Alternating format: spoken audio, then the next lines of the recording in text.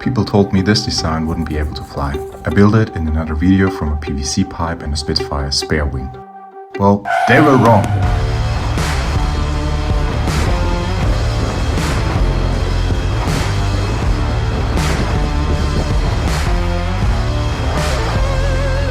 Yes, I had my initial difficulties with the design, center of gravity and some other adjustments, but now it flies like an angel.